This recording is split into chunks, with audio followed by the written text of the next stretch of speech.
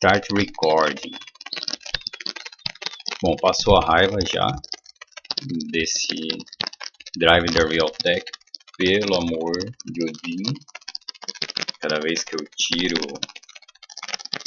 nem isso, quando eu abro o OBS Studio ele quebra lá, não lê mais o microfone. Eu tinha colocado ele lá atrás porque a IA falou, pode ser um negócio de front panel, back panel. Coloquei lá, mas mesmo assim deu erro de novo.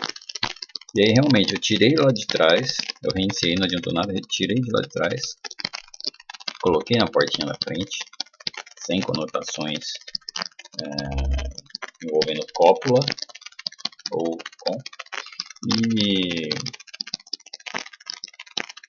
e aí ficou doido o meu tech, falou, você colocou, você tirou, você colocou, você tirou, de novo, sem conotações envolvendo cópula ou com, enfim. Bom, vamos ignorar isso, né? Eu já não estou de bom humor por causa do Detran, não deixou fazer o licenciamento. Se eu for parado numa blitz, eles tomam meu carro, falando que eu não dei o documento da transferência de dono do carro, sendo que eu vindo parar com o carro, foi uma transferência de endereço e ele já tinha se confundido antes, continuaram se confundindo, bloquearam, colocaram restrição administrativa, enfim, não vou reclamar dele. Porque todo mundo sabe como funciona o Detran. Aliás, tem um elogio fazer eu parar. Todas as minhas interações com o Detran do Pará foram amplamente superiores ao Detran de São Paulo. E aí, como a gente tem um ranço do PSDB, eu vou xingar o PSDB, a culpa do PSDB, essa porca aí, essa excrescência, e seu filho PL, seu filhinho degenerado e louco PL. Eu prefiro lá, qual que é o nome do cretino do Pará lá? Todo mundo sabe o nome, o cara é manjado, eu sempre esqueço. Enfim, então vamos falar de coisas boas, né? Se é que tá gravando isso aqui. Vou ter que pausar porque perdi um tempo violento.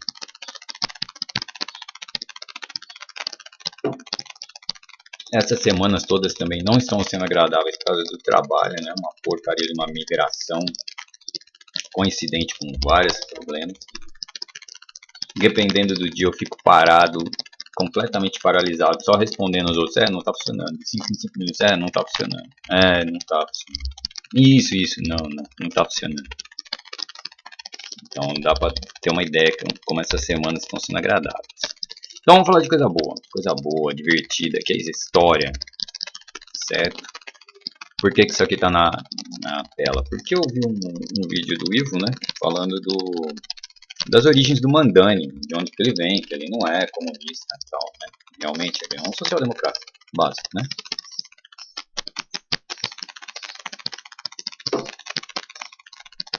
E aí, ele fez um vídeo sobre as origens do Mandani, né? Que está ligada a um movimento de dentro do Partido Democrata, né? Que chamam DSA, que é o socialismo democrático, é tipo uma corrente. Dentro dos partidos tem várias correntes, né? Por exemplo, tem uma corrente trotskista lá dentro do PSOL, acho que tem uma dentro do PT, já deve ter sido tudo chutado, né? Virou PSOL, depois virou PCO. Não, virou PSTU, depois virou PCO. E aí quem foi chutado e virou PSOL, acho que não era, não sei se era trotskista, mas acho que não tem mais nenhuma corrente trotskista dentro do PT. E aí assim, é uma corrente dentro dos democratas. E aí ele passa um vídeo com um discurso do Harrington, tá? Não esqueci o nome completo do cara.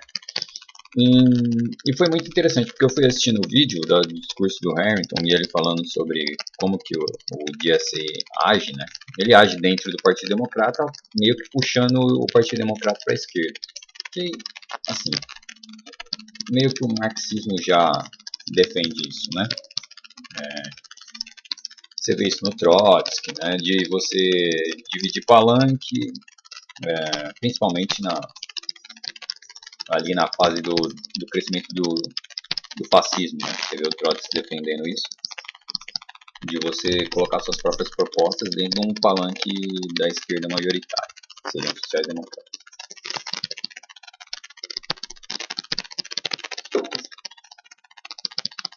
E aí eu fui pesquisar mais um pouco do DSA do Harrington. E assim, o primeiro paralelo que eu fiz, até comentei no vídeo, né, do Pedro, antes de resolver fazer esse vídeo aqui, né, que é um vlog, só estou guardando memórias. Mas eu vi aquilo lá de ir lá por dentro, tal, puxar o partido para a esquerda, não sei o quê. E eu pensei, nossa, cara, isso aí tem semelhanças com o entrismo, né, do Michel Pablo, que é o segundo grande rachador do trotskismo, né? Que praticamente ele defendia abandonar os partidos trotskistas e se inserir dentro do stalinismo, dos partidos stalinistas, e puxar eles para a esquerda de lá de dentro, construir a revolução de lá de dentro. Eu falei, que interessante tal. Eu pesquisei um pouquinho sobre o Harrington, e aí eu caí, é inevitável, né, porque ele está nos Estados Unidos, e eu caí na história num vínculo com a história do primeiro grande rachador do trotskismo, que é o Chatman, tá? Acho que tá até aqui. Tá até aqui já. Não, esse é o principal. É esse daqui. Max Chatman. Por quê? Porque o Harrington, parece que ele era católico, ele fazia parte do movimento trabalhador católico, e aí ele rompeu com o movimento e rompeu com o catolicismo, né? Não sei se ele virou ateu, tá? Pesquisei. E aí, para onde ele foi? Ele foi para o partido do Chatman, que tinha sido formado depois de o Chatman rachar com Trotsky. E aí ele trocava, meio que... o Trotsky estava vivo, tá? Quando o Chatman rachou com o Trotsky. E eu achei muito interessante, porque eu fui pesquisar, e no fim, assim, é uma das coisas que o Pedro defendeu recentemente, falou, olha, o Trotsky defende o Estado socialista, viu, trotskistas malucos. Ele estava criticando os trotskistas, né? E esse foi o motivo do primeiro racha do trotskismo, porque o Trotsky falava, é um Estado operário degenerado, mas tem que ser defendido, tem que ser retomado, porque ele é operário, né? E aí, depois do pacto esqueci esses nomes aí, russo com alemão, vou esquecer mesmo. Enfim, do pacto com Hitler e do Stalin, aí os caras falam, não dá para defender não, o Chatman falou, o Trotsky, né? Praticamente essa conversa. Não dá para defender não.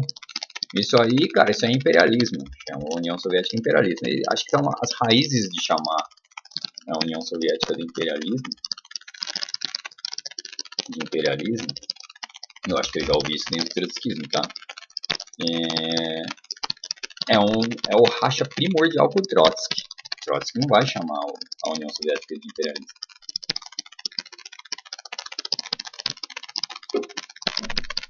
Mesmo com Stalin no poder, tá?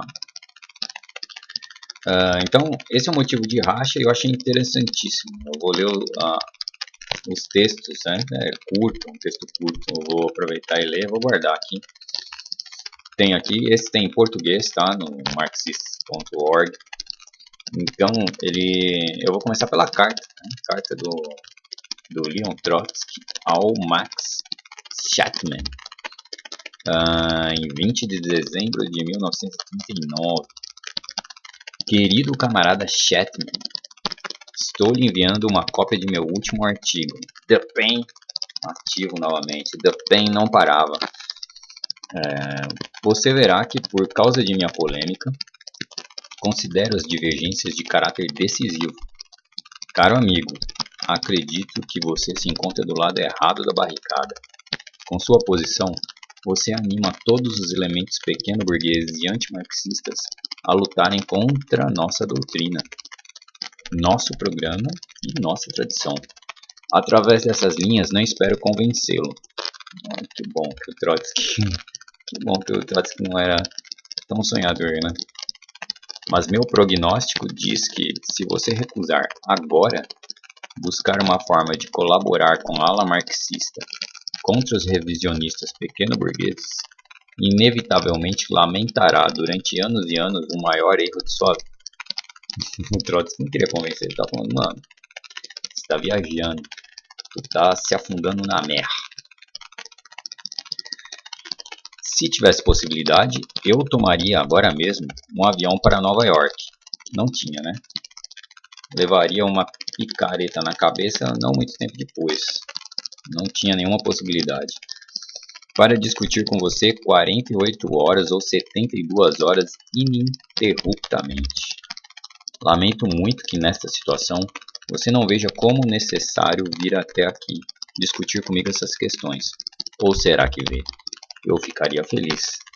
Leon Trotsky, Coyoacán, México. Essa foi a cartinha ao Chatman, né? Assim, imagina o Trotsky, cara. O cara tava tentando recuperar a União Soviética. Aí já começava os fascismos. No fundo, talvez ele botasse a culpa no Stalin na cabeça dele. Como Stalin só faz merda, esse cara não aguenta, não abandonou a União Soviética. Mas ele era materialista, né? Não ia fazer.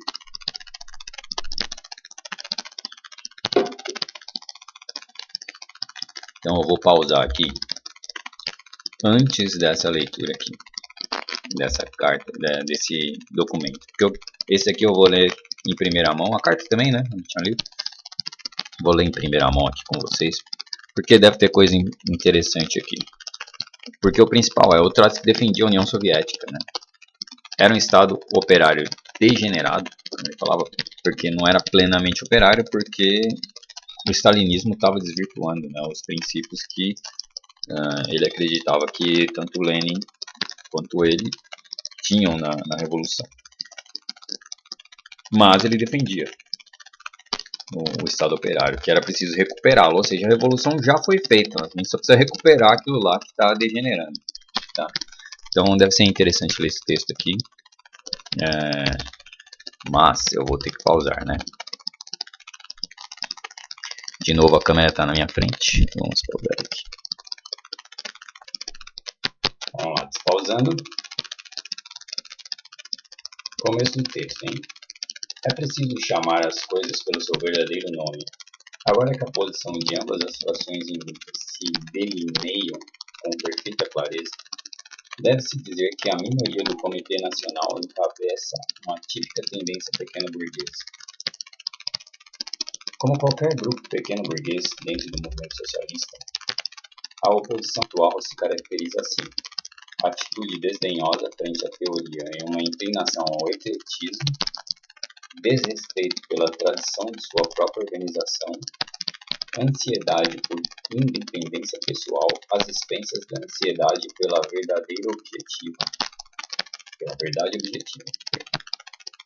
nervosismo ao invés de consistência, disposição para saltar de uma posição a outra, falta de compreensão do centralismo revolucionário e hostilidade frente a ele, e finalmente inclinação a substituir a disciplina do partido por vínculos pessoais e laços de camarilha. Vem à cabeça todos os racismos que eu vejo, né? É engraçado. Olha só, camisa. Naturalmente que nem todos os membros da oposição manifestam essas características com a mesma força. No entanto, como sempre ocorre em um bloco de cores mal pintadas, o tom é dado por aqueles que estão mais à distância do marxismo e da política proletária. Obviamente, abre-se à nossa frente uma luta séria e prolongada.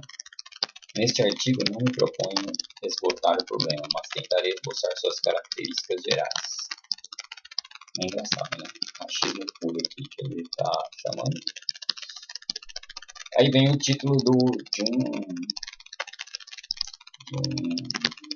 como é que chama isso? De um capítulo, mas como é um documento, não sei nem se dá para chamar de capítulo, mas é um capítulo. Ceticismo e ecletismo teóricos. Lembrando que quem está chamando o ecletismo é o Trotsky. Em New International, de janeiro de 1939, os camaradas Burnham e Chapman publicaram um longo artigo, Intelectuais em Retirada. O artigo, ainda que contivesse muitas ideias corretas e hábeis caracterizações políticas, estava inutilizado por um defeito fundamental que o viciava, se não o invalidava. Enquanto se polemizava contra rivais que se consideravam sem razão suficiente, acima de tudo, como proponentes de uma teoria, o artigo deliberadamente não elevava o problema a um nível teórico. Desqualificou os caras nas ideias, né? Assim, sem discutir a ideia, tá falando essa ideia aí não parece. É isso que ele falou logo de cara.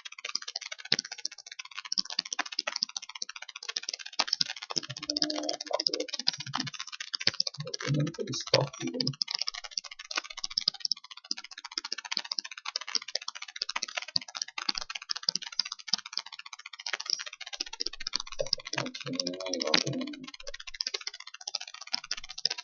Era absolutamente necessário explicar por que os intelectuais radicais norte-americanos aceitavam o marxismo sem a dialética, uma campainha sem som. O segredo é simples. Em nenhum outro país houve uma recusa tão grande da luta de classes como na terra da oportunidade ilimitada. A negação das contradições como força motriz do desenvolvimento conduz à negação da dialética como a lógica das contradições no domínio do pensamento teórico. Assim como na esfera da política se acreditava possível convencer todos sobre a correção de um programa justo através de inteligentes silogismos e de que a sociedade poderia ser reconstruída com medidas racionais, entre aspas de novo. Assim também na esfera da teoria se aceitava como demonstrado que a lógica aristotélica, rebaixada ao nível do senso comum, entre aspas, seria suficiente para solucionar todas as questões. Parece que ele falou que os caras adotaram Aristóteles rebaixado no lugar de Marx. Vamos ver, continua o texto. O pragmatismo, mescla de racionalismo e empirismo, se transformou na filosofia nacional dos Estados Unidos. A metodologia teórica de Max Eastman não é fundamentalmente diferente da metodologia de Henry Ford. Ambos consideram a sociedade viva desde o ponto de vista de um engenheiro, Eastman, platonicamente. Historicamente, a atual atitude desdenhosa frente à dialética se explica simplesmente pelo fato de que os avós e bisavós de Max Eastman e outros não necessitaram da dialética para conquistar territórios e se enriquecerem. Porém, os tempos mudaram e a filosofia do pragmatismo entrou em um período de falência igual ao do capitalismo norte-americano. Os autores do artigo não mostraram, não puderam ou não souberam mostrar essa conexão interna entre filosofia e desenvolvimento material da sociedade. Explicaremos claramente por quê. Os dois autores do presente artigo escreviam sobre si mesmos. Diferem completamente em sua análise sobre a teoria geral do materialismo dialético. Um deles a aceita e o outro a nega. Não existe nada anômalo em tal situação. Ainda que, sem dúvida, a teoria está sempre ligada de uma ou outra forma à prática. A relação não é invariavelmente direta ou imediata. E como tivemos oportunidade de destacar antes, os seres humanos atuam muitas vezes inconsistentemente.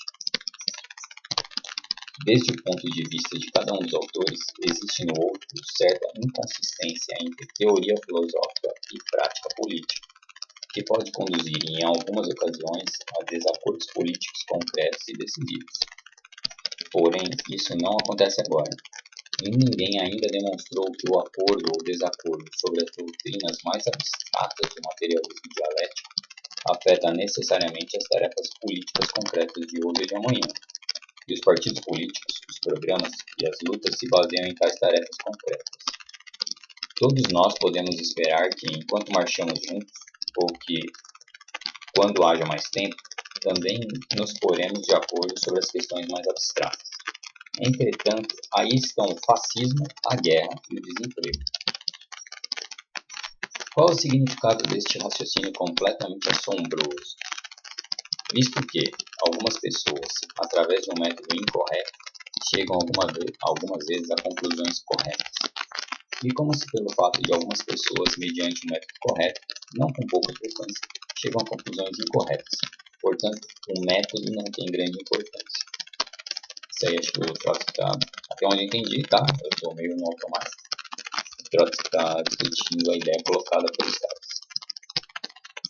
Meditaremos sobre o método alguma hora que tenhamos mais tempo, mas agora temos outras coisas para fazer. Imaginemos como raciocinaria um operário que, indo se queixar ao capataz de que suas ferramentas estão em mau estado, recebesse esta resposta: com más ferramentas é possível realizar um bom trabalho, e com boas ferramentas muita gente só desperdiça material. O sarcasmo dele é fantástico. Temo que tal operário, se trabalha por empreitada, responderia ao capataz com uma frase nada acadêmica. É engraçado, tá? Engraçado.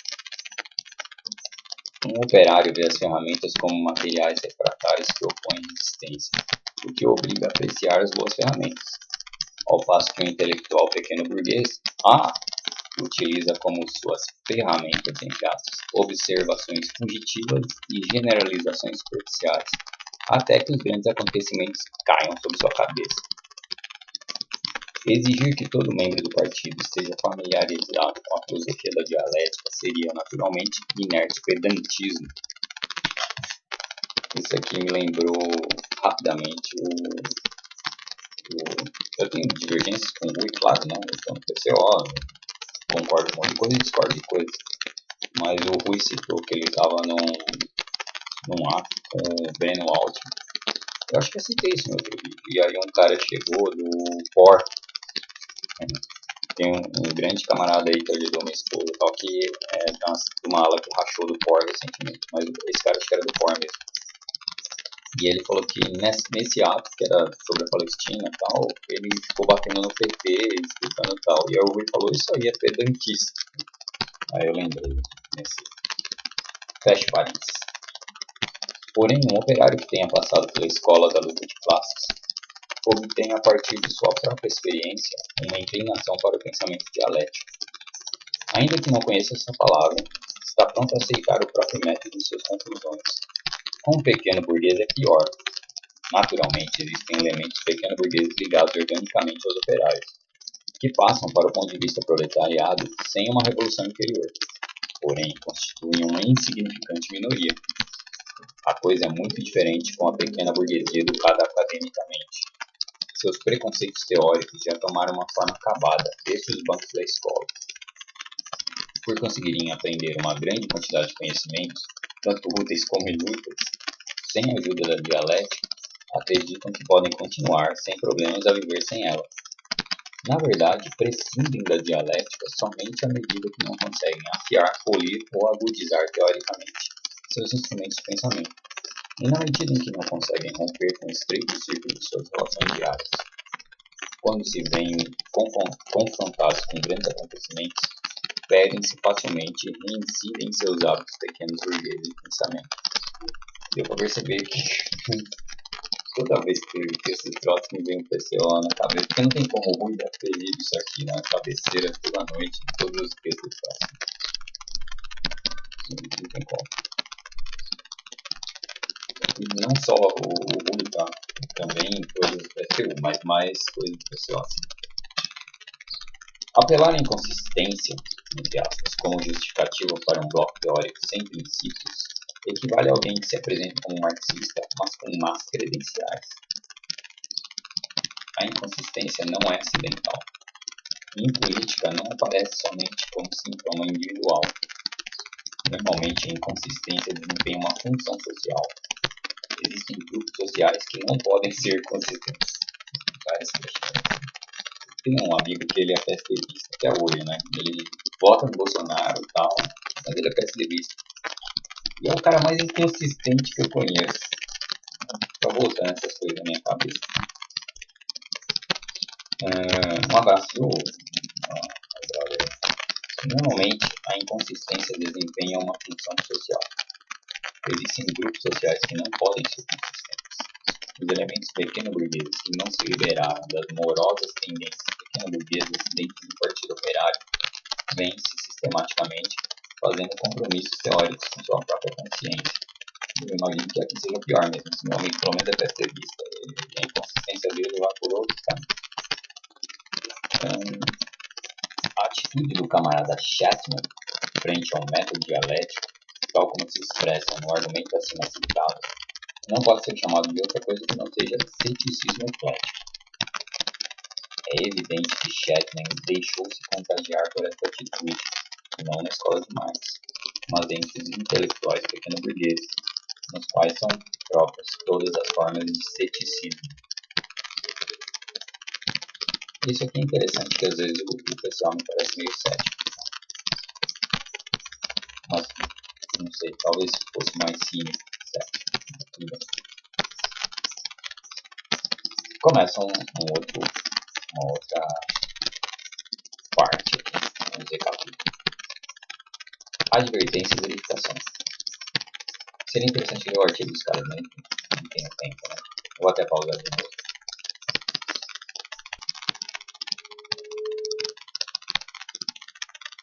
Eu estava no começo disso daqui, né? Vamos lá.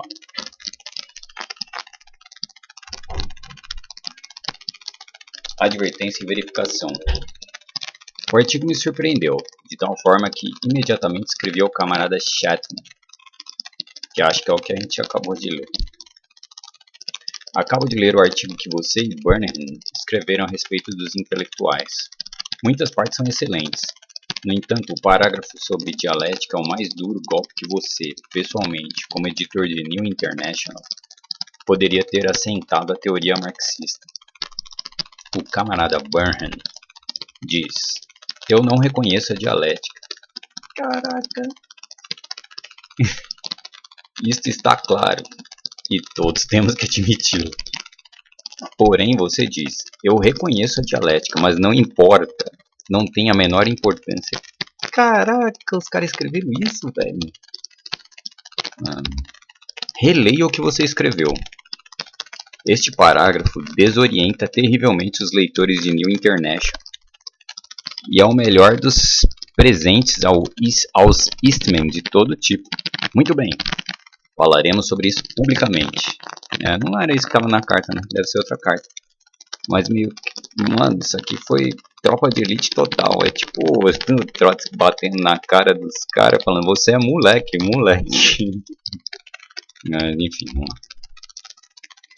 Minha carta foi escrita no dia 20 de janeiro, alguns meses antes da presente discussão.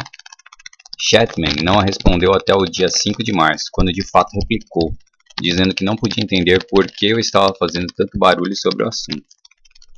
No dia 9 de março respondi a Chapman, com as seguintes palavras: não fiz a mínima recusa sobre a possibilidade de colaboração com os antidialéticos, mas unicamente sobre a conveniência de se escrever um artigo conjunto onde a questão da dialética desempenha ou pode desempenhar um papel muito importante.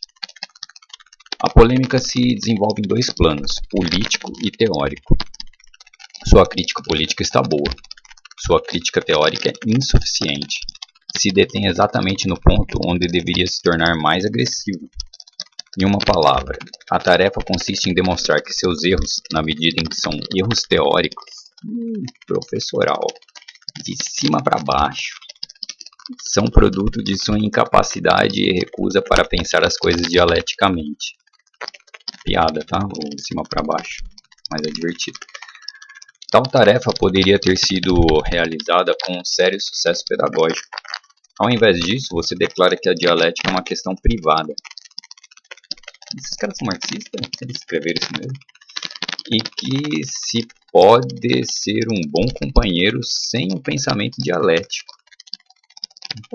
Passa, sei lá, vai para a social-democracia, né? Bom, no final acabou indo diretamente.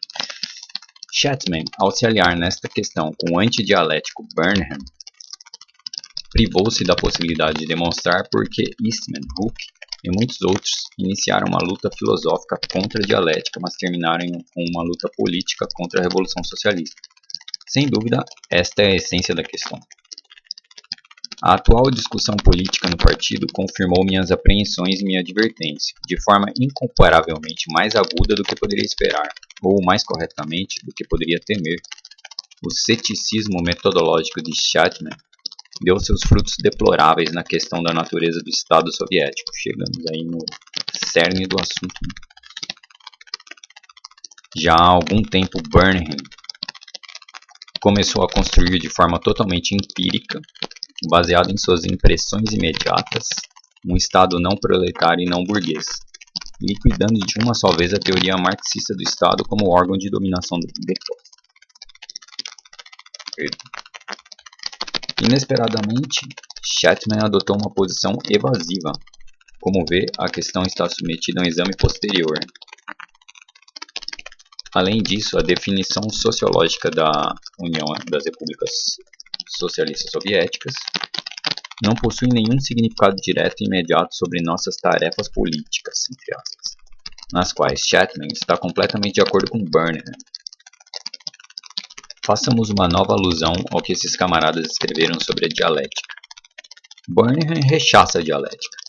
Chapman parece aceitá-la, mas o dom divino da, entre aspas, inconsistência permite que eles estejam de acordo nas conclusões políticas.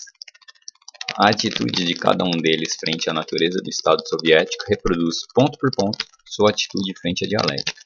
Em ambos os casos, Burnham assume o papel dirigente.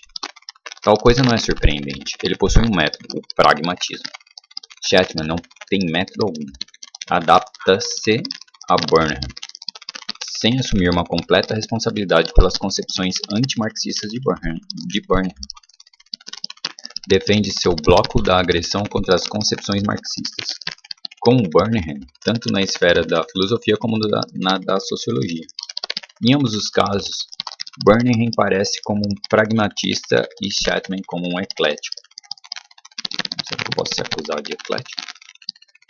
Este exemplo tem a vantagem incalculável de que o paralelismo completo entre as posições de Burnham e de Chapman em dois planos distintos de pensamento e sobre duas questões de importância fundamental saltará ainda mais aos olhos de camaradas que não tiveram nenhuma experiência em raciocínios puramente teóricos.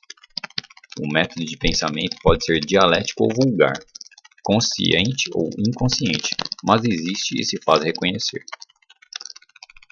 Em janeiro passado ouvíamos de nossos autores. Porém, agora não acontece, e nada ainda demonstrou que o acordo ou desacordo sobre as doutrinas mais abstratas do materialismo dialético afete necessariamente as tarefas políticas concretas de hoje ou amanhã. Nada ainda demonstrou, é o Trotsky aqui. Ele estava citando um texto, estava entre aspas, esqueci de citar as aspas.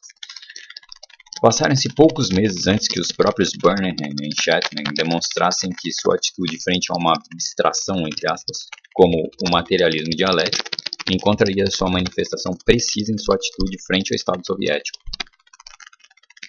Sem dúvidas, é necessário mencionar que a diferença entre os dois é mais do que importante, mas é de caráter político e não teórico. Em ambos os casos, Burnham e Chapman formaram um bloco sobre a base do rechaço e semi-rechaço à dialética. Porém, no primeiro caso, este bloco estava dirigido contra os adversários do Partido Proletário. No segundo caso, o bloco foi formado contra a ala marxista de seu próprio partido. A frente de operações militares, por assim dizer, foi modificada, mas as armas continuam sendo as mesmas. Não restam dúvidas de que a gente, muitas vezes, é inconsistente.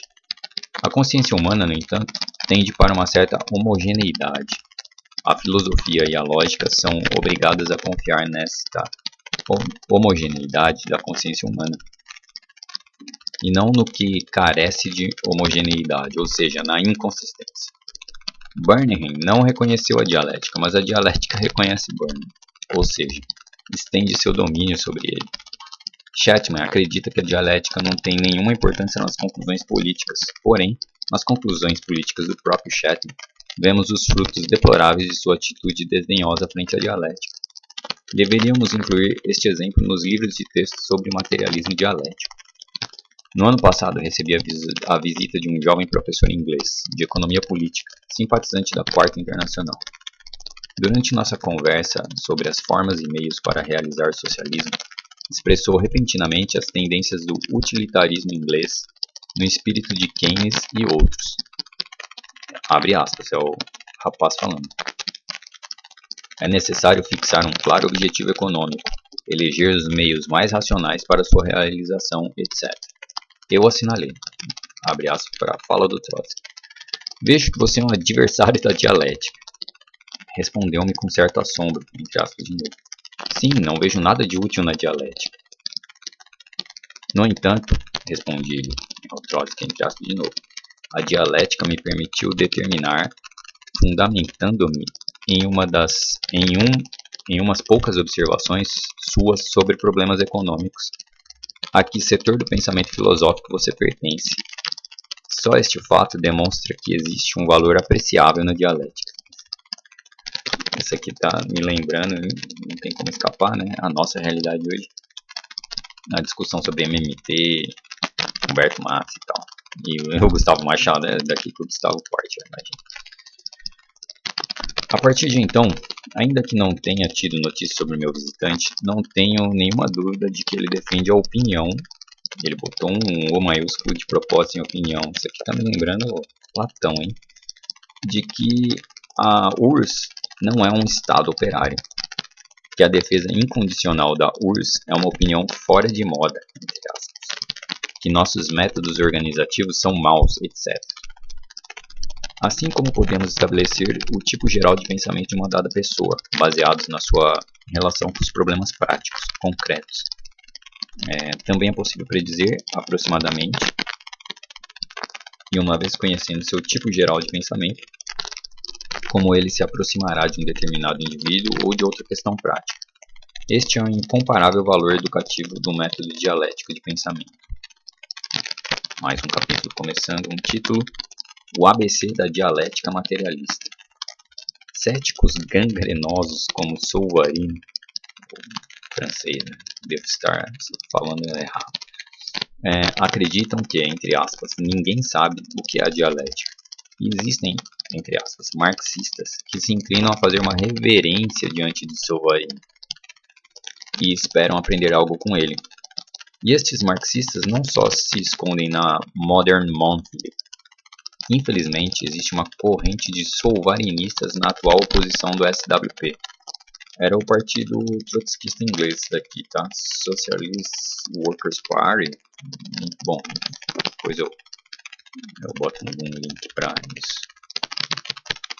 E aqui é necessário advertir os camaradas jovens.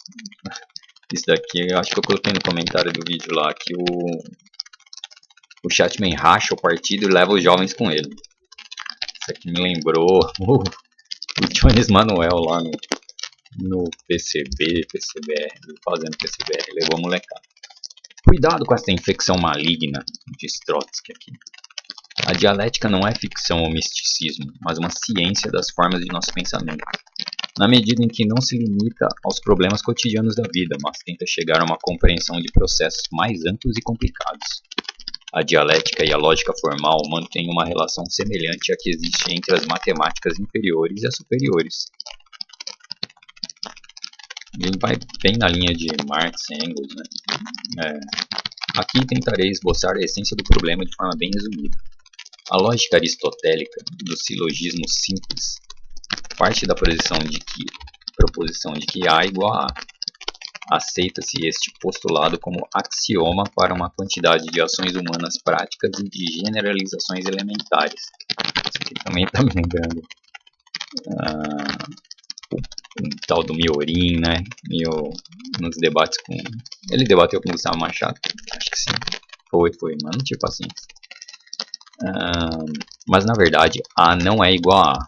Se bobear, ele até abordou isso aqui, hein? Isto é fácil de demonstrar, se observarmos essas duas letras com uma lente.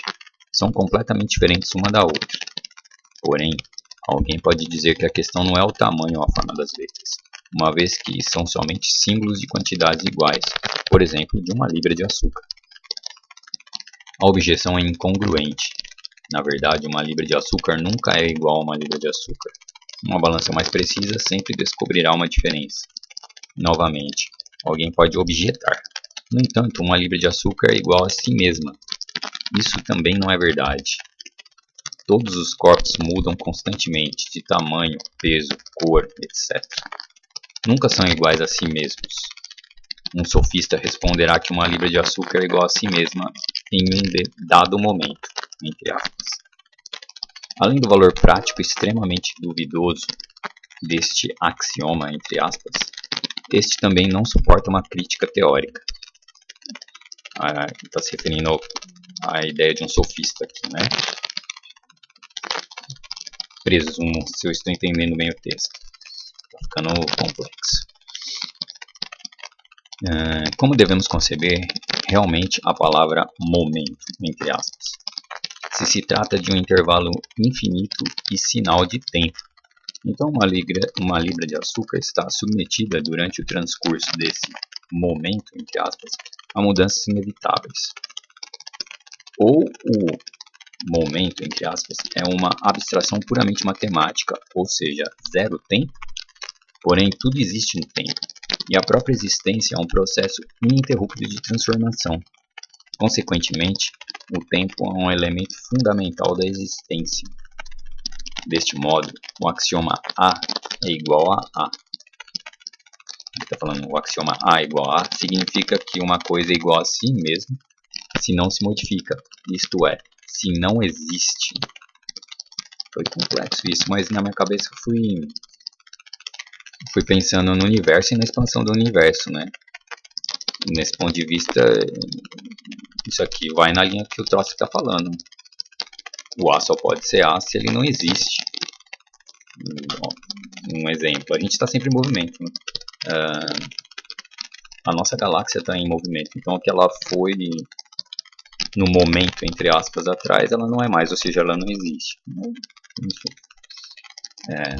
vou me aprofundar aqui, porque eu não sou filósofo. À primeira vista, poderia parecer que essas sutilezas são inúteis, entre aspas. Na verdade, são de uma importância decisiva. O axioma A igual a A é, por um lado, ponto de partida de todos os nossos conhecimentos, e por outro, é também o ponto de partida de todos os erros do nosso conhecimento. Pode ser utilizado com uniformidade somente dentro de certos limites. Se as mudanças quantitativas de A são desprezíveis para a questão que temos na mão, então podemos presumir que A é igual a A. É deste modo, por exemplo, que o vendedor e o comprador consideram uma libra de açúcar. Da mesma forma, consideramos a temperatura do Sol. Até pouco tempo atrás, considerávamos desta forma o poder aquisitivo do dólar. Porém, quando as mudanças quantitativas ultrapassam certos limites, se convertem em mudanças qualitativas. Uma libra de açúcar, submetida à ação da água ou do querosene, deixa de ser uma libra de açúcar. Nas mãos de um presidente, $1 deixa de ser $1. Determinar o momento preciso, o ponto crítico, em que a quantidade se transforma em qualidade, é uma das tarefas mais importantes e difíceis em todas as esferas do conhecimento, inclusive a sociologia.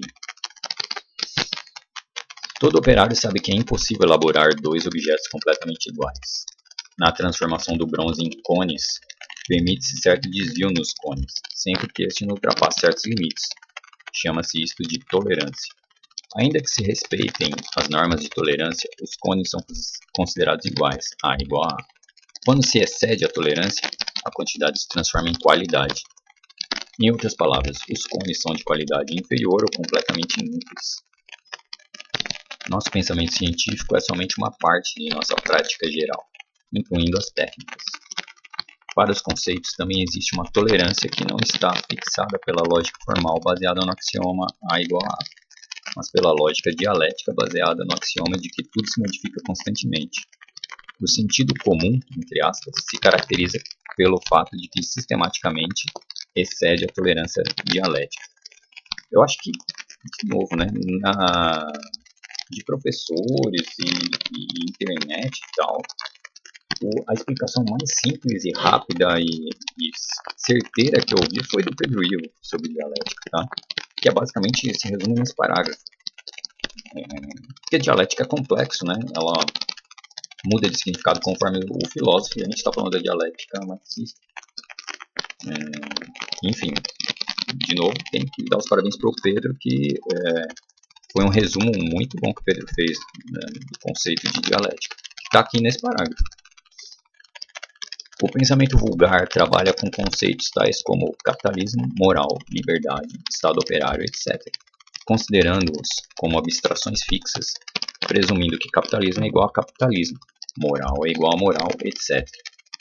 O pensamento dialético analisa todas as coisas e fenômenos em suas mudanças contínuas, uma vez que determina, nas condições materiais daquelas modificações, esse limite crítico em que A deixa de ser A. Um estado operário deixa de ser um estado operário. Agora estou entendendo a argumentação. Ele vai falar, será que o estado operário degenerado ele ainda está no A igual no A, está no limite crítico do A deixa de ser A? Vamos ver. O vício fundamental do pensamento vulgar radica no fato de querer se contentar com fotografias inertes de uma realidade que se compõe de eterno movimento. Isso aqui tem um pouco a ver com idealismo, né? De você partir com um conceito pré-concebido e tentar encaixar né? Realmente a crítica dele aqui, aqueles caras fugiram do marxismo, né? Quem ele está criticando aqui.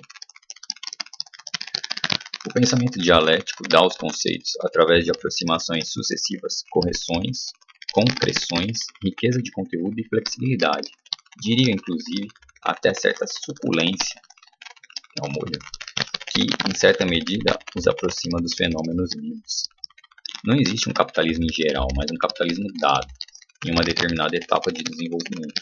Não existe um estado operário em geral, mas um estado operário determinado, em um país atrasado, rodeado por um cerco capitalista, etc. Isso aqui, invertendo, serviria um pouco para ajudar aí os neo-stalinistas a defender uns estados malucos aí, né? Interessante.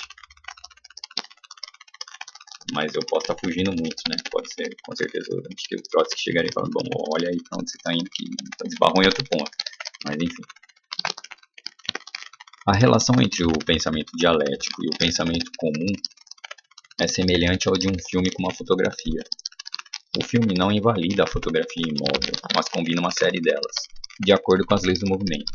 A dialética não nega o silogismo, mas nos ensina a combinar os silogismos de tal forma que nos leve a uma compreensão mais certeira da realidade eternamente em mudança. Hegel, em sua lógica, estabeleceu uma série de leis: mudança de quantidade em qualidade, desenvolvimento através das contradições, conflito entre o conteúdo e a forma, interrupção da continuidade, mudança e possibilidade em inevitabilidade, etc., que são tão importantes para o pensamento teórico como os silogismos simples para as tarefas mais elementares. Hegel escreveu antes que Darwin e antes que Marx. Graças ao poderoso impulso que a Revolução Francesa deu ao pensamento, de novo o Pedro vive falando da Revolução Francesa, né, que a galera nega e tal, mas está muito no pensamento marxista. Hegel antecipou o movimento geral da ciência, mas porque era somente uma antecipação, ainda que feita por um gênio, recebeu de Hegel um caráter idealista. Está dentro do marxismo, tá? Toda a crítica que o Marx faz é que o Hegel ainda é idealista, então ele pega e inverte a dialética. Né? Hegel trabalhava com sombras ideológicas como realidade final. Marx demonstrou que o movimento dessas sombras ideológicas não refletia outra coisa que o movimento de corpos materiais. Chamamos nossa dialética de materialista, porque suas raízes não estão no céu e nem nas profundezas do livre-arbítrio, entre aspas, mas na realidade objetiva, na natureza. O Pedro vive batendo isso aqui porque, assim, quando o pessoal tenta começar a misturar coisa com marxismo, por exemplo, falar que é pós-moderno marxista, começa a bater nisso daqui, né? Você está rompendo, na verdade. É bem óbvio que é uma coisa meio contraditória. A consciência surgiu do inconsciente. A psicologia da fisiologia. O mundo orgânico do mundo inorgânico. O sistema solar da nebulosa. Em todas as balizas desta escala de desenvolvimento, as mudanças quantitativas se transformaram em qualitativas.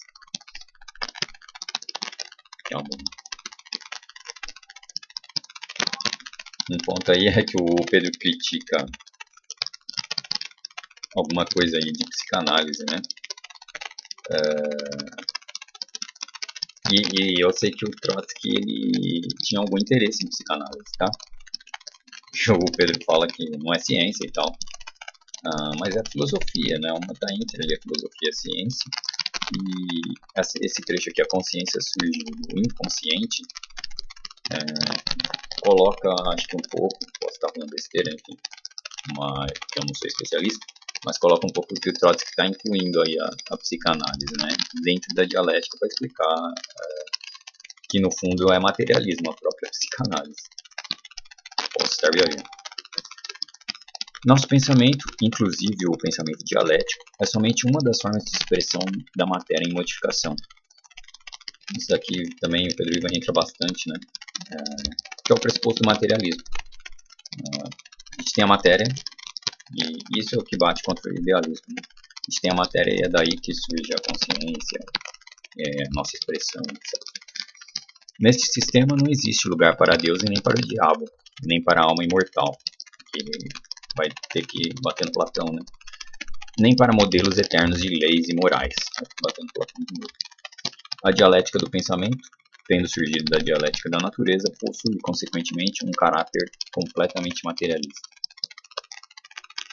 O darwinismo, que explicou a evolução das espécies através da marcha das transformações quantitativas em qualitativas, foi o maior triunfo da dialética em todo o terreno da matéria orgânica.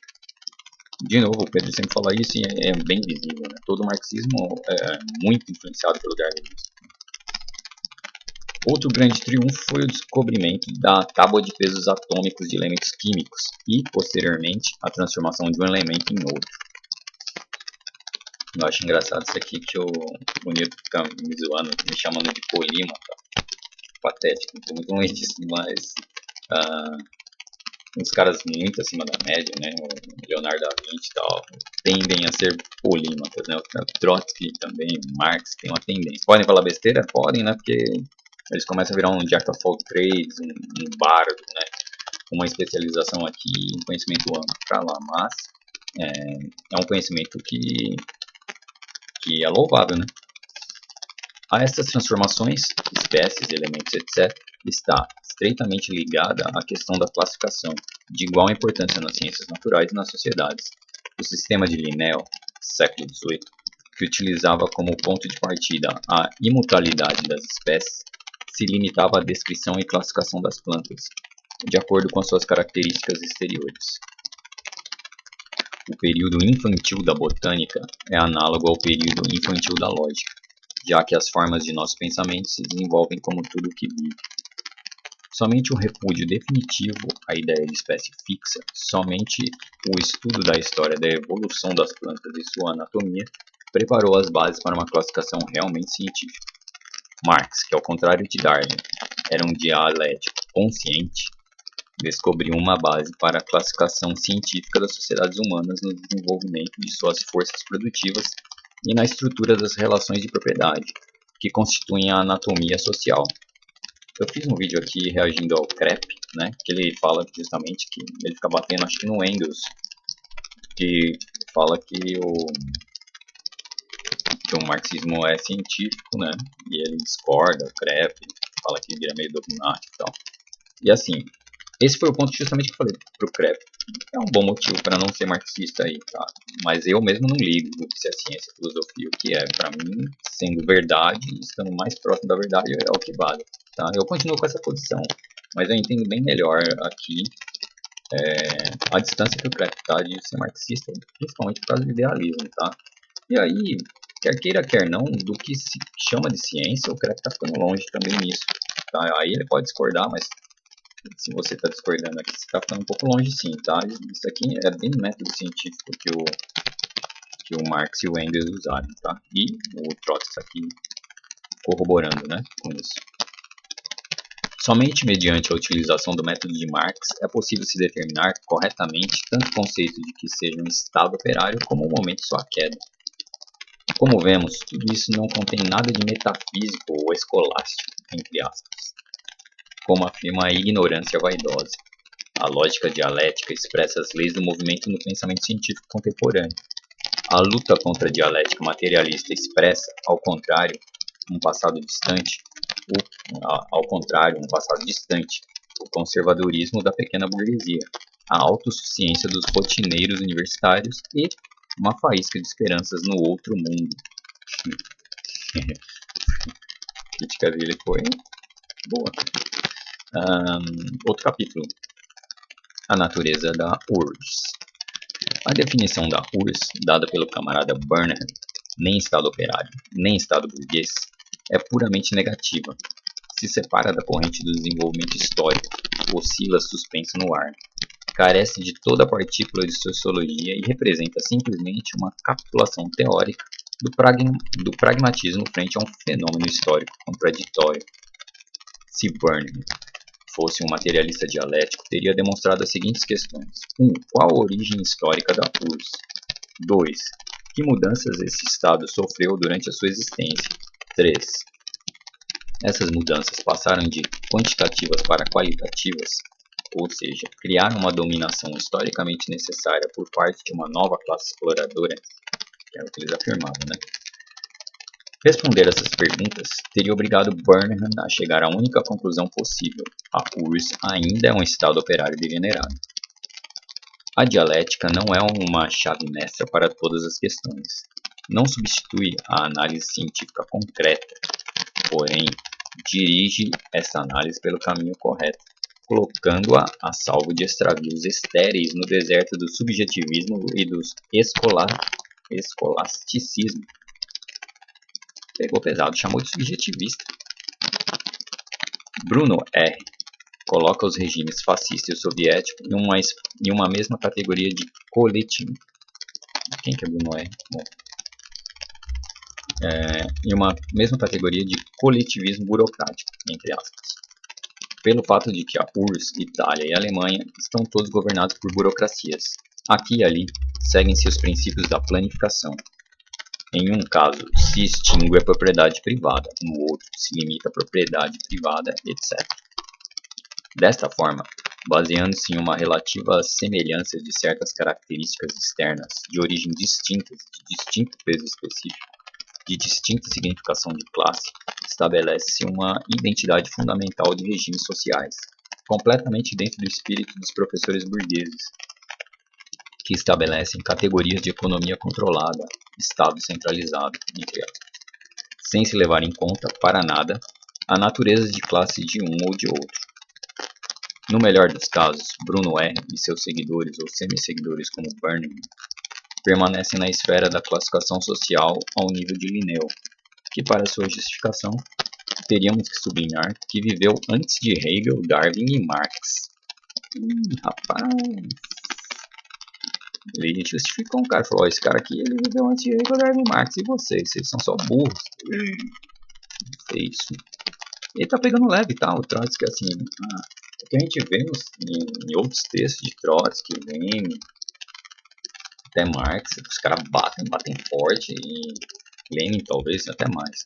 Aqui ele tá batendo de uma maneira extremamente polida. Ainda piores e talvez mais perigosos são aqueles ecléticos que expressam a ideia de que o caráter de classe do Estado soviético não interessa, entre aspas, e que a direção de nossa política está determinada pelo, entre aspas, caráter da guerra. Como se a guerra fosse uma substância independente suprassocial, como se o caráter da guerra não estivesse determinado pelo caráter da classe dominante, ou seja, pelo mesmo fator social que também determina o caráter do Estado.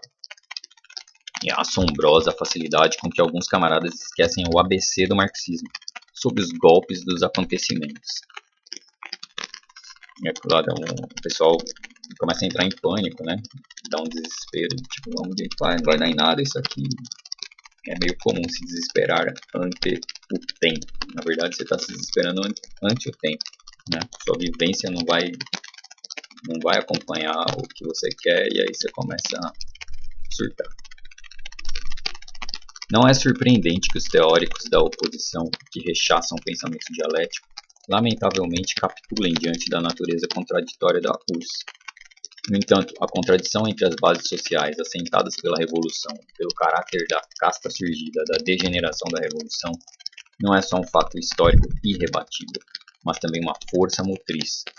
Em nossa luta pela derrubada da burocracia, nos baseamos nesta contradição. Entretanto, alguns ultra-esquerdistas chegaram ao absurdo final. ao afirmarem que é necessário sacrificar a estrutura social da URSS para derrotar a oligarquia bonapartista. Não tem a mínima suspeita de que a URSS, sem a estrutura social criada pela Revolução de Outubro, seria um regime fascista. Bem interessante a crítica aqui do Trotsky. Mais um capítulo. Evolução e dialética. Provavelmente o camarada Burnham protestará, dizendo que, como evolucionista, está tão interessado quanto nós, os dialéticos, no desenvolvimento da sociedade e das formas do Estado. Não discutiremos isso. Desde a época de Darwin, toda pessoa culta qualificou-se de evolucionista, entre aspas. Porém, o verdadeiro evolucionista deve aplicar a ideia da evolução às suas próprias formas de pensamento. A lógica elementar, fundada no período em que a própria ideia de evolução não existia, é evidentemente insuficiente para a análise dos processos evolutivos. A lógica de Hegel é a lógica da evolução. Só que não devemos esquecer que o conceito da evolução foi completamente corrompido e castrado pelos professores universitários e escritores liberais, que utilizam para se referirem ao progresso pacífico, entre aspas. Qualquer um que tenha chegado a entender que a evolução se desenvolve através da luta de forças antagônicas, que uma lenta acumulação de mudanças faz estalar em determinado momento a velha carcaça, provocando uma catástrofe, uma revolução. Finalmente, qualquer um que tenha aprendido a aplicar as leis gerais da evolução ao próprio pensamento é um dialético que se diferencia dos evolucionistas vulgares. O treinamento dialético da mente, tão necessário para um lutador revolucionário, assim como os exercícios com os dedos para um pianista, exige que todos os problemas sejam tratados como processos e não como categorias imóveis. Ao contrário, os evolucionistas vulgares se limitam geralmente a reconhecer a evolução somente em certas esferas e se contentam em todas as demais questões com as banalidades do, entre aspas, senso comum. O liberal americano, que se reconciliou com a existência da URSS, mais precisamente com a burocracia de Moscou, acredita, ou pelo menos acreditava até o Pacto Germânico-Soviético, que o regime soviético em seu conjunto é algo progressivo, entre aspas, que as características repugnantes da burocracia, entre aspas, naturalmente elas existem, e iriam se apagando progressivamente, e que o, entre aspas, progresso pacífico e incruento estaria consequentemente assegurado. O radical pequeno burguês vulgar se assemelha ao progressista, entre aspas, liberal, na medida em que considera a URSS como um todo, sem levar em conta sua dinâmica e suas contradições internas. Quando Stalin selou uma aliança com Hitler, invadiu a Polônia e agora a Finlândia, os radicais vulgares ficaram triunfantes. Estava demonstrada a identidade de métodos entre stalinismo e fascismo. No entanto, viram-se em dificuldades quando as novas autoridades convidaram a população a expropriar os grandes proprietários de terra capitalistas. Nunca haviam previsto essa possibilidade. Entretanto, as medidas sociais revolucionárias, realizadas por meios burocráticos militares, não só não perturbaram nossa definição dialética da URSS como Estado operário degenerado, mas a confirmaram da forma mais incontrovertida possível. Ao invés de utilizar este triunfo da análise marxista para perseverar na agitação, os oposicionistas pequeno-burgueses começaram a gritar, com uma pressa criminosa, que os acontecimentos haviam refutado nossos prognósticos, que nossas velhas fórmulas já não eram aplicáveis, que eram necessárias novas palavras. Que palavras? Eles mesmos ainda não haviam se decidido. Defesa da URSS, mais um capítulo. Começamos com filosofia e logo passamos à sociologia. Tornou-se patente que em ambas as esferas das duas personalidades dirigentes da oposição, uma havia tomado uma postura antimarxista, a outra uma postura eclética. Se agora considerarmos a política, particularmente a questão da defesa da URSS, veremos que grandes surpresas nos aguardam. A oposição descobriu que nossa fórmula de defesa incondicional da URSS, entre aspas, a fórmula de nosso programa, é, entre aspas, vaga, abstrata e fora de moda, interrogação e exclamação do Trotsky. Infelizmente, não explicam sob que futuras condições, entre aspas, estão dispostos a defender as conquistas da Revolução.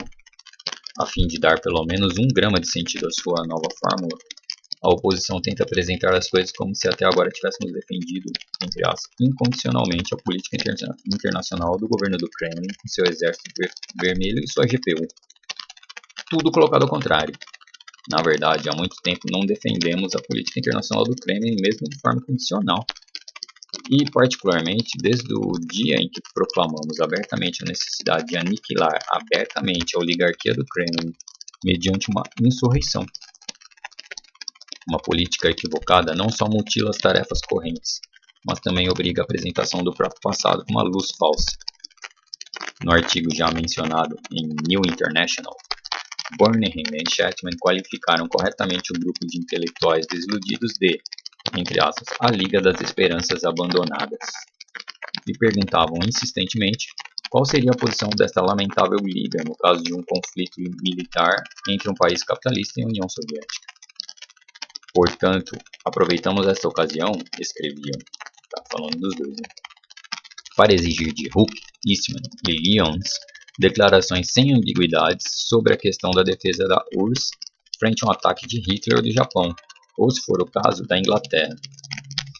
Pelo que entendi até agora, tá, como eu disse, eu li mais aqui sobre o Chapman, né? Eu tinha lido sobre Hooke, Eastman e Lyons, que parecem ser liberais, de esquerda, né, dos Estados Unidos. E eles parecem acreditar na evolução pacífica da União Soviética em um socialismo. Pelo que o Trotsky deixou no texto de agora, parece que foi isso. E aí, esses ultra-esquerdistas que o Trotsky chama estão criticando esses caras para depois de criticar o Trotsky. Burnham e Chapman não estabeleceram nenhuma condição, entre aspas, não especificaram quaisquer circunstâncias concretas, entre aspas, e ao mesmo tempo exigiram uma resposta sem ambiguidades, entre aspas. Entre aspas de novo, a Liga das Esperanças Abandonadas iria se abster de tomar uma posição ou se declararia neutro? Continuavam. Em uma palavra, está a favor da defesa da URSS frente a um ataque imperialista, sem levar em conta e apesar do regime stalinista? Grifo meu. Uma citação maravilhosa. E isto é exatamente o que declara o nosso programa. Em janeiro de 1939, Burnham e Chapman estavam a favor da defesa incondicional da URSS e definiram corretamente o sentido da defesa incondicional como sem levar em conta e apesar do regime stalinista. No entanto, este artigo foi escrito quando a experiência da Revolução Espanhola havia sido apurada até a sua consumação. O camarada Cannon está absolutamente correto quando diz que o papel do stalinismo na Espanha foi incomparavelmente mais criminoso do que na Polônia ou Finlândia. No primeiro caso, a burocracia estrangulou uma revolução socialista empregando métodos de verdugo. No segundo caso, impulsionou a revolução socialista empregando métodos burocráticos. Por que os próprios Burnham e Chapman passaram tão inesperadamente à posição da Liga das Esperanças Abandonadas? Por quê? Não podemos considerar como explicação as referências super abstratas de Chapman sobre a concreção dos acontecimentos. No entanto, não é difícil encontrar uma explicação. A participação do Kremlin no campo republicano na Espanha foi apoiada pelos democratas burgueses de todo o mundo. O trabalho de Stalin na Polônia e Finlândia foi furiosamente condenado por esses mesmos democratas. Apesar de todas as suas ruidosas fórmulas, a oposição aparece como um reflexo dentro dos socialistas, Workers' Party, SWP, que falou lá em cima, dos sentimentos da pequena burguesia esquerdista. Infelizmente, este fato é indiscutível.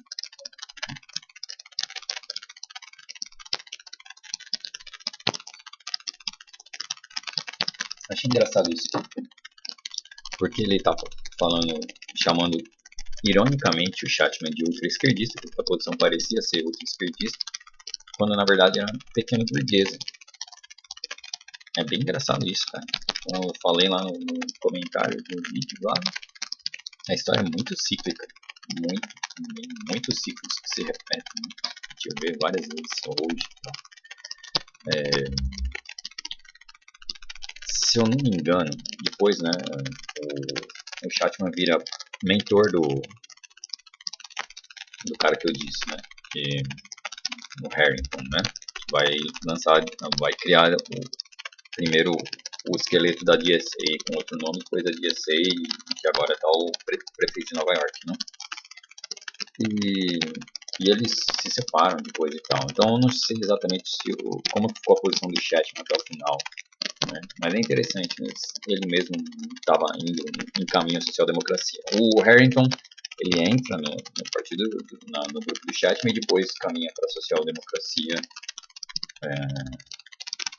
A DSA, na verdade, é uma social-democracia, né? Mas o Pedro mesmo falou que eles adotam o símbolo da rosa na mão, né? Que é o Chatman, eu não sei para onde ele foi exatamente. Interessante coisa.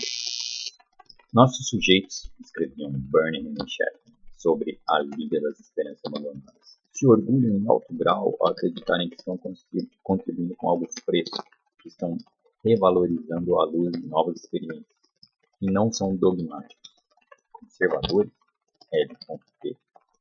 e recusam a voltar a examinar suas suposições básicas, etc.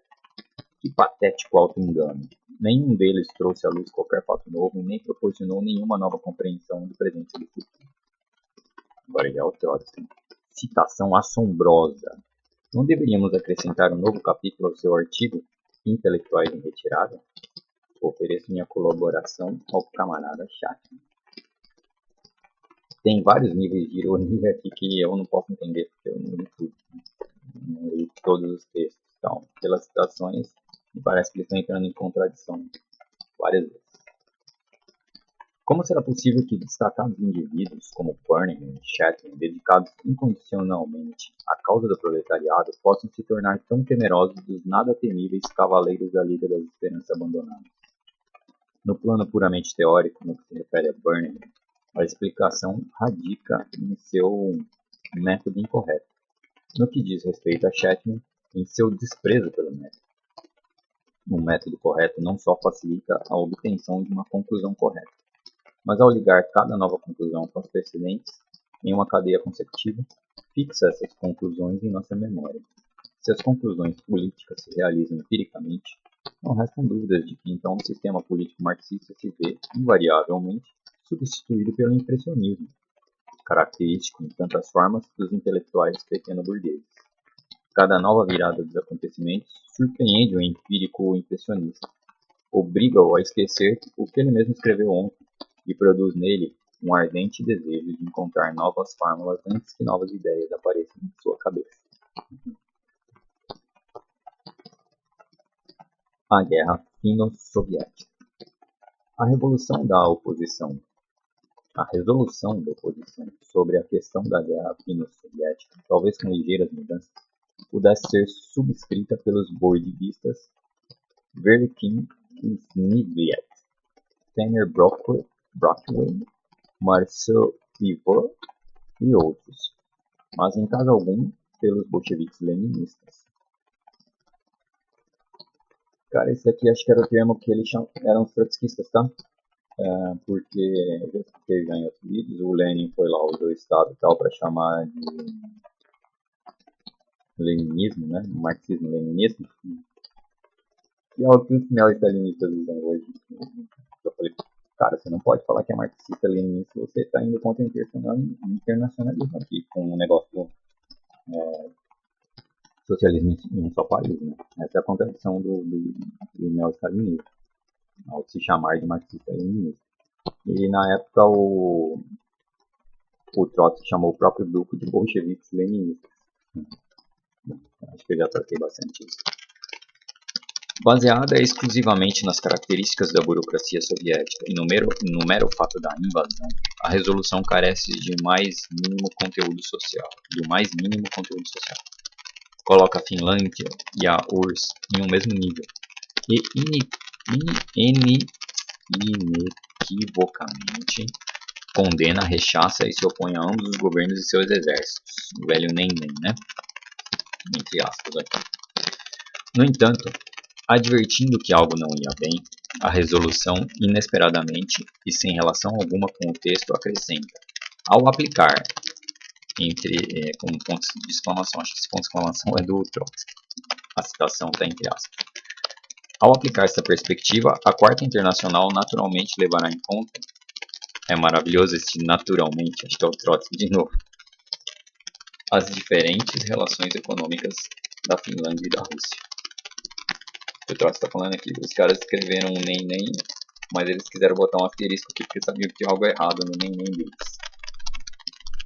Vamos ver o que o Trotsky está falando aqui. Qual é o argumento do Trotsky em cima dessa situação? Cada palavra é uma pérola.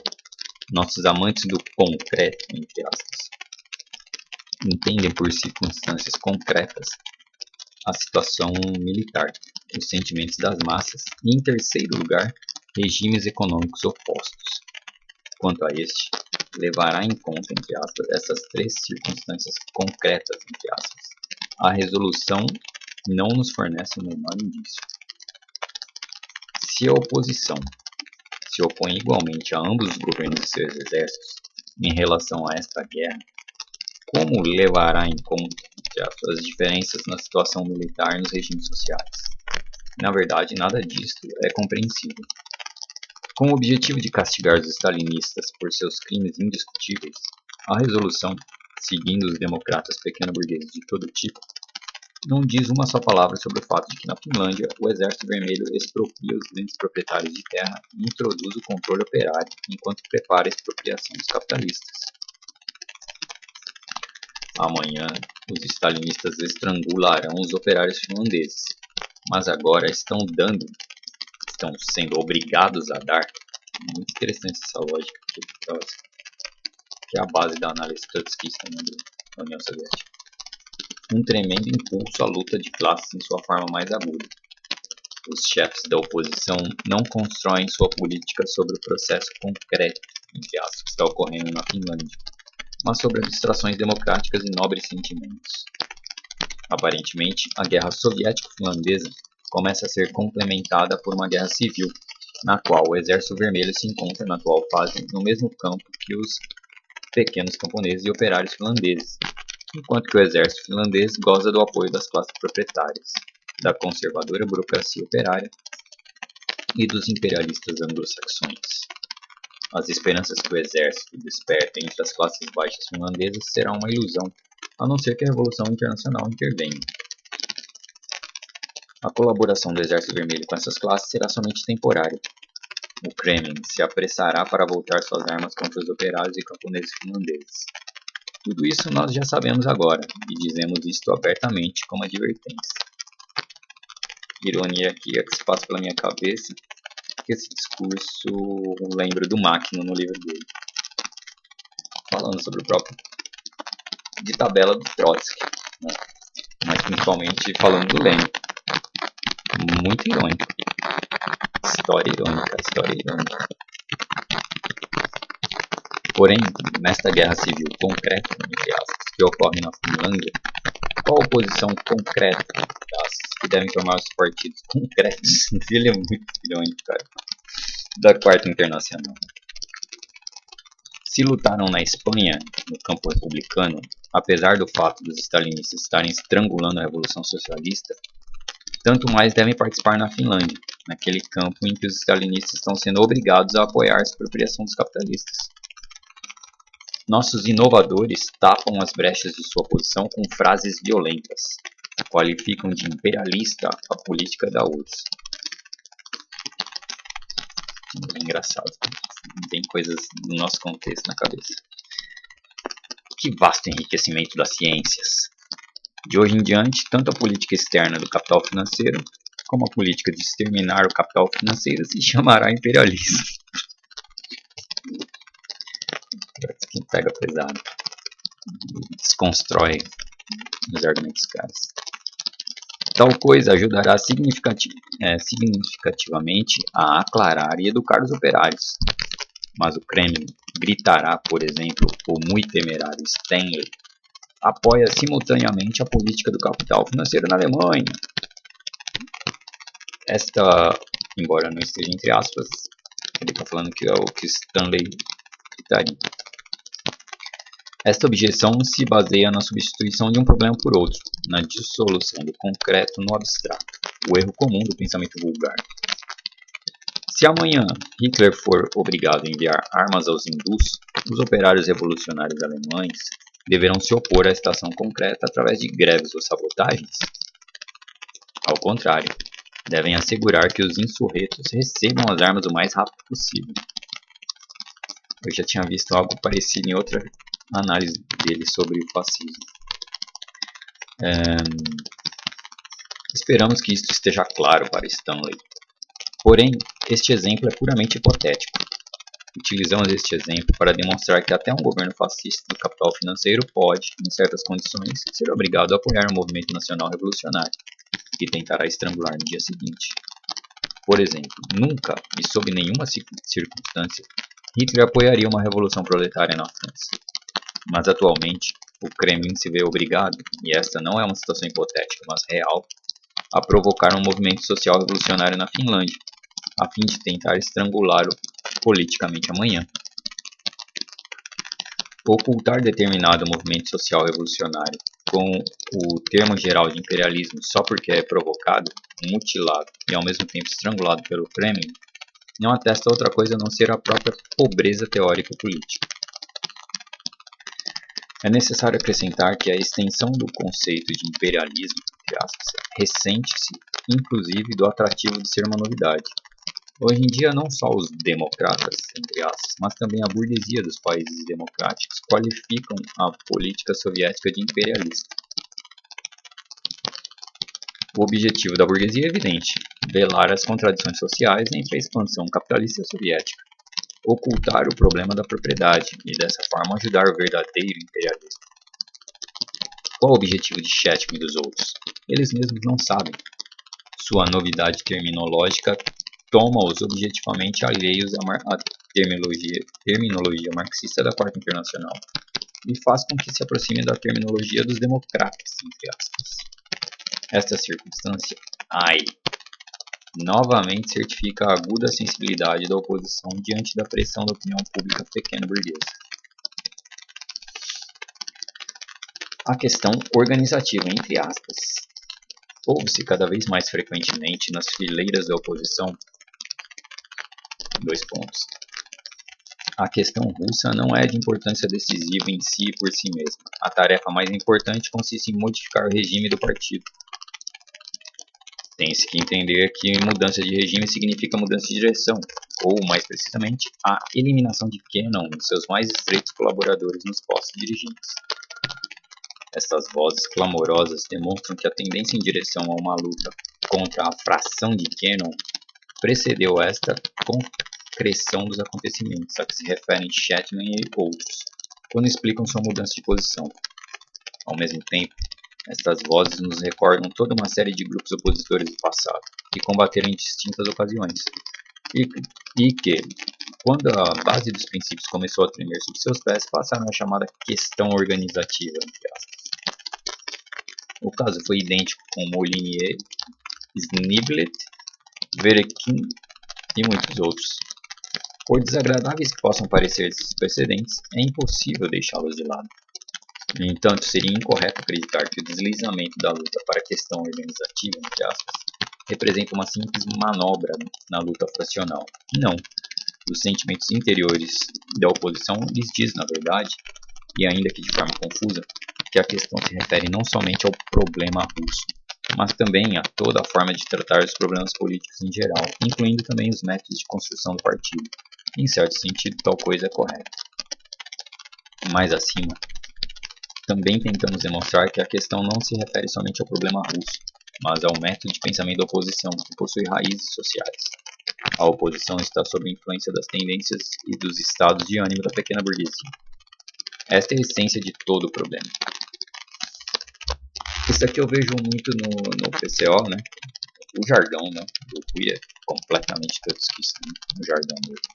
Mas eu vejo muito dele se referindo à posição do PCO, e ele sempre fala de sem se importar com a opinião da pequena burguesa e etc. De ficar ligado a princípios, né? E aí, às vezes, tem uma galera que chama de PCO de maluco e tal, e tem coisa que eu discordo, normal. Até bastante, até que eu discordo, mas enfim. Às vezes eu acho que até que não tá mesmo no mesmo princípio, mas enfim.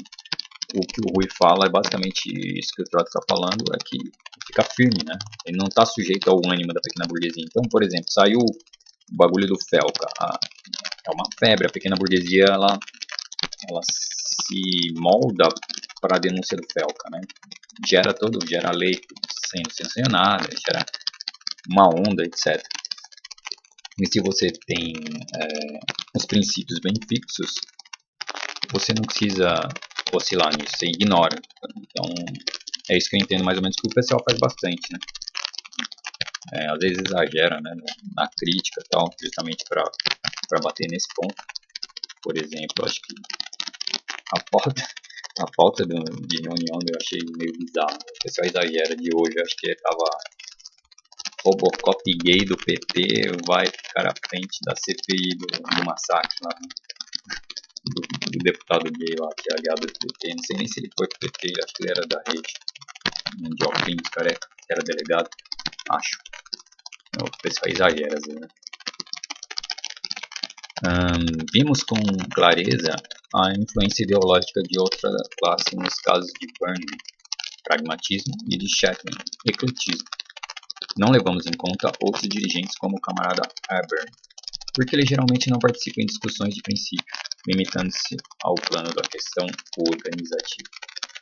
No entanto, isso não quer dizer que Abern não tenha nenhuma importância. Ao contrário, pode-se dizer que Burnham e Chapman são aficionados da oposição, enquanto que Abern é o profissional indiscutível. Abern, e somente ele, tem seu próprio grupo tradicional que surgiu do velho Partido Comunista e que chegou a deslindar-se durante o primeiro período de existência independente da oposição de esquerda, entre aspas. Todos que tiveram diferentes razões para a crítica ou descontentamento se aferraram a este grupo. Toda luta fracional séria dentro de um partido é sempre, em última instância, um reflexo da luta de classes. A fração da maioria estabeleceu desde o início a dependência ideológica da oposição ante a democracia pequeno-burguesa. A oposição, ao contrário, exatamente por seu caráter pequeno-burguês, sequer tentou buscar as raízes sociais do campo hostil. A oposição iniciou uma dura luta fracional que agora está paralisando o partido, em um momento muito crítico. Para que esta luta possa se justificar e não ser condenada severamente, seriam necessárias razões muito sérias e profundas. Para um marxista, tais razões só podem ter um caráter de classe. Um parênteses aqui, né? Fazendo um spoiler, entre aspas. Esse foi o primeiro racha, né? Só que acho que não tinha rachado ainda. E aí o Trotsky está avisando da criticidade de tal coisa, dessa luta fracional aí. Só que assim, minha análise assim, e eu acho que a IA seguiu mais ou menos nessa linha de pesquisa, mas não é o racha mais importante, né, porque o Trotsky estava vivo. Então, assim, o Trotsky tinha uma posição muito clara, né, marxista. E aí, se você tem o Chapman rachando, meio que é meio assim, fácil, né, você reconhecer que, cara, esses caras estão saindo do marxismo.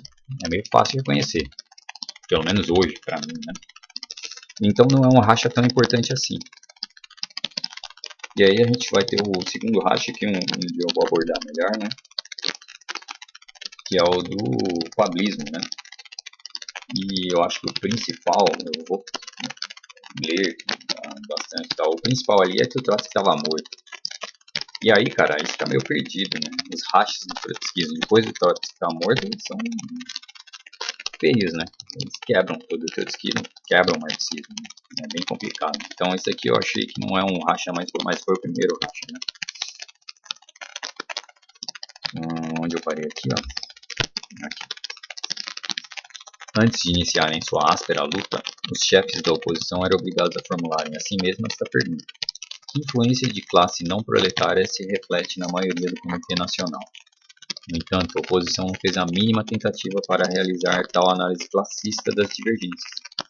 Vê unicamente conservadorismo, erros, maus métodos e deficiências psicológicas, intelectuais e técnicas semelhantes. A oposição não está interessada na sua natureza de classe, assim como não se interessa pela questão da natureza de classe da curso. Só este fato basta para demonstrar o caráter pequeno-burguês da oposição, com seu tom de pedantismo acadêmico e seu impressionismo jornalístico. Para compreender que camadas ou classes se refletem na luta fracional, é preciso se estudar historicamente a luta de ambas as frações. Aqueles membros da oposição que afirmam que a atual luta não tem nada de comum com as velhas lutas nacionais demonstram uma vez mais sua atitude superficial diante da vida de seu próprio partido. O núcleo fundamental da oposição é o mesmo que se agrupou há 3 anos em volta de Must e Spectre. O núcleo fundamental da maioria é o mesmo que se agrupa em volta de Cannon. Entre as figuras dirigentes, somente Chapman e Burnham passaram de um campo para o outro. Porém, essas mudanças pessoais, por importantes que sejam, não modificam o caráter geral dos dois grupos. Aqui não entrarei no processo histórico da luta fracional. Remeto o leitor ao excelente artigo em todos os seus aspectos de Joseph Hansen, Métodos Organizativos, Princípios Políticos. Se abstrairmos todo o acidental, pessoal e episódico, se reduzirmos os atuais grupos em luta a seus típicos políticos fundamentais, então, sem dúvida alguma, a luta do camarada Abern contra o camarada Cannon foi a mais consistente.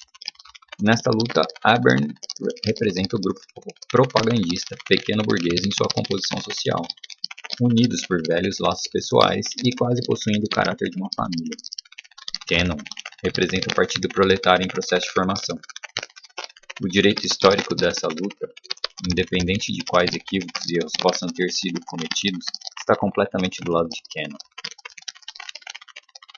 Quando os representantes da oposição começaram a gritar que a direção está em bancarrota, que as previsões mostraram-se incorretas, que fomos surpreendidos pelos acontecimentos, que é necessário modificar nossas palavras de ordem, tudo isto sem se esforçarem, por mínimo que fosse, para pensar seriamente as questões, apareceram fundamentalmente como derrotistas partidários.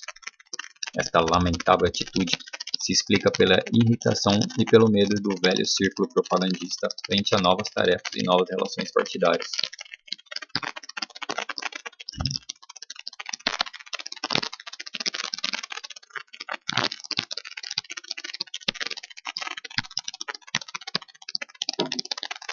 O sentimentalismo dos velhos laços pessoais não quer se submeter ao sentido do dever e da disciplina. A tarefa que o partido tem diante de si consiste em romper os velhos laços de camarilha e integrar os melhores elementos do passado propagandista no partido proletário. É necessário desenvolver tal espírito de patriotismo partidário de forma que ninguém se atreva a dizer: a realidade do assunto não é a questão russa, mas o fato de que nos sentimos melhores e mais cômodos sob a direção de Abern do que sob a direção de Cannon.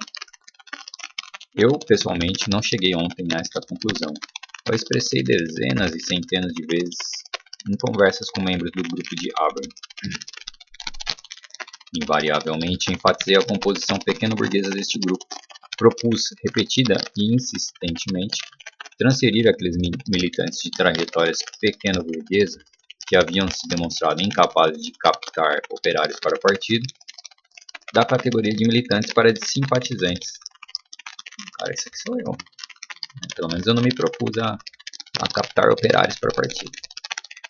Como os fatos demonstraram, cartas pessoais, conversas e advertências não conduziram a nada. A gente dificilmente aprende com a experiência alheia. Esse agente do Trotsky eu acho que ele está se referindo na terceira pessoa, não é a gíria. Eu não sei quem é o tradutor desse daqui. O antagonismo entre as duas camadas do partido e os dois períodos de seu desenvolvimento emergiu para a superfície e tomou o caráter de uma amarga luta passional. Não resta nada a não ser dar uma opinião clara e definida à seção americana e a toda internacional. Diz um provérbio russo: a amizade é amizade, mas dever é dever. Pode-se colocar a seguinte pergunta: se a oposição é uma tendência pequeno-burguesa, isso significa que é impossível se conseguir posteriormente a unidade? Como reconciliar a tendência pequeno-burguesa com a proletária? Colocar a questão desta forma equivale a julgá-la unilateralmente, antidialeticamente e, portanto, de forma falsa. Na presente discussão, a oposição manifestou claramente suas características pequeno-burguesas. Porém, isso não quer dizer que não tenha outras características. A maior parte dos membros da oposição está profundamente dedicada à causa do proletariado. e é capaz de aprender. Faz sentido, né? Se você defende a dialética, faz sentido pensar desse jeito. Ligada atualmente a um meio pequeno burguês, poderá amanhã ligar-se ao proletariado. Os inconsistentes, influenciados pela experiência, podem se tornar mais consistentes. Quando o partido chegar a abarcar milhares de operários, até os fracionalistas profissionais podem se... Desculpa, lembrar de novo. Pedro Y. Rachadores? Fracionalistas profissionais podem se reeducar no espírito da disciplina proletária. É preciso dar tempo para que isto ocorra. Por isso, a proposta do camarada Cannon de manter a discussão livre de toda ameaça de separação, expulsões, etc., era adequada e absolutamente correta. Interessante isso, né? Manter a discussão e tal, sem rachar. O Trotsky, assim, coitado do Trotsky, cara. O cara propõe isso e o que mais acontece é rachadores no partido dele, no movimento dele. Isso aqui vai ser difícil de ver, que a câmera está na frente. Vamos ver. Deu. O último parágrafo. No entanto, não é menos indubitável que se o partido em seu conjunto toma o caminho da oposição, poderia ficar totalmente destruído. A atual oposição é incapaz de dar ao partido uma direção marxista. A maioria do atual Comitê Nacional expressa de forma mais profunda, séria e consciente do que a minoria as tarefas proletárias do partido. Exatamente por causa disso, a maioria não pode ter nenhum interesse em fazer a luta caminhar para a cisão. As ideias corretas triunfarão. Também não podem desejar a ruptura dos elementos sãos da oposição. A experiência do passado demonstra muito claramente quantos grupos improvisados existiram, que se separaram da Quarta Internacional e se viram condenados à esterilidade e à decomposição. Por isso, podemos encarar o próximo congresso do partido sem nenhum temor. Ele rechaçará as novidades antimarxistas da oposição e garantirá a unidade do partido. Assim, eu acho que o Trotsky ele várias vezes era otimista, porque ele tinha que ser. Né? Se não for otimista, para onde vai, né? Ele foi otimista aqui. Isso aqui resultou em racha. 40% do partido e a juventude foram embora com o chat. Enfim, acho que era isso, né? Ficou longo, porque ler texto na internet em vídeo fica longo mesmo. Então é isso aí, né? Eu estou lentamente lendo o livro Máquina, a segunda parte deve sair um dia aí. Vamos ver. Um dia sai. É isso.